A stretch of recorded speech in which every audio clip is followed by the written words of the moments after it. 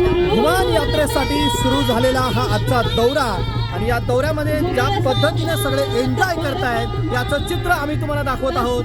हे आहे बुगी number S5 आणि त्यामध्ये सुरू झालेले आहे भजनी मंडळाचे भजन। तर आनंद घ्या या भजनाचा।